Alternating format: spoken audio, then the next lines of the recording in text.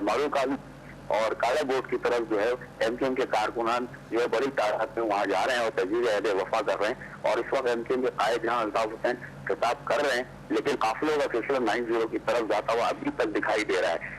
जी नविश, बहुत शुक्रिया जी सारिफ हमें तफसीलात से आगाह करने का।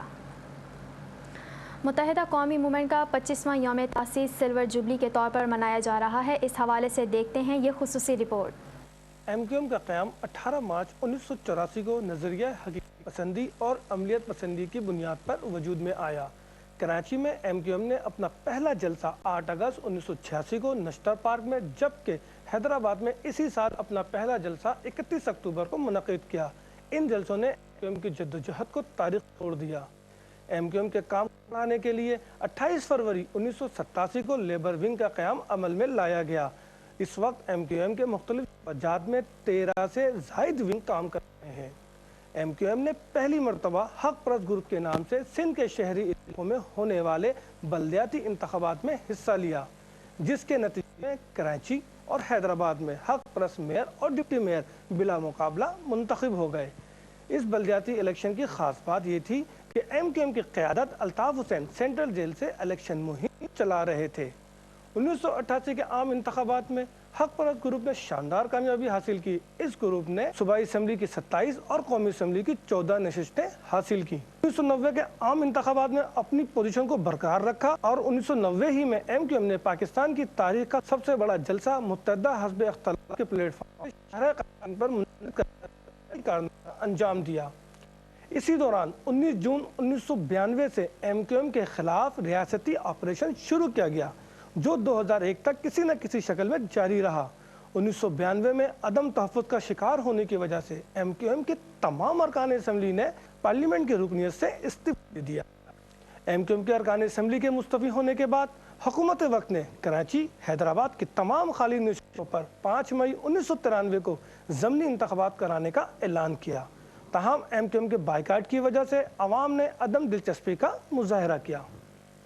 1993 के आम इंतखाबात में रियासती ऑपरेशन जारी रहने की वजह से एमक्यूएम ने कौमी असम्बली के इलेक्शन का बाइकाट किया, जबकि आला हुकूमती ओहदेदारों की तरफ से तहफ़्फ़ुज़ को यकीन दहानी के बाद 24 घंटों के अंदर सूबाई असम्बली के इंतखाबात में हिस्सा लेकर 27 नशिस्तें हासिल की। 1997 के आम इंतखाबात में एमक्यूएम ने सूबाई की 28 और कौमी असम्बली की 12 नशिस्तें हासिल की। रियासती ऑपरेशन के दौरान एमक्यूएम के कायद अल्ताफ हुसैन के भाई नासिर हुसैन और भतीजे आरिफ हुसैन समेत हज़ारों कारकुनान को कत्ल कर दिया गया। इसके बावजूद अल्ताफ हुसैन ने 26 जुलाई 1997 को महाजिर कौमी मूवमेंट को मुत्तहदा कौमी मूवमेंट में तब्दील करने का ऐलान किया। इस ऐलान के बाद एमक्यूएम की मकबूलियत में बेपनाह इजाफा हुआ। तवील अरसे के बाद साबिक सदर जनरल परवेज़ मुशर्रफ की ज़ेर निगरानी 2000 में होने वाले मकामी हुकूमतों के इंतखाबात का एमक्यूएम ने यह कहकर बाइकाट कर दिया कि आइन मुअत्तल है। 2002 के आम इंतखाबात भी मुशर्रफ की ज़ेर निगरानी कराए गए, लेकिन उस वक्त तक supreme court general Pervez Musharraf के इक़दामात को तहफ़्फ़ुज़ फराहम कर चुकी थी। इसीलिए एमक्यूएम ने इंतखाबात में हिस्सा लिया और सूबाई असम्बली की 42 जबकि कौमी असम्बली की 17 नशिस्तों पर कामयाबी हासिल की।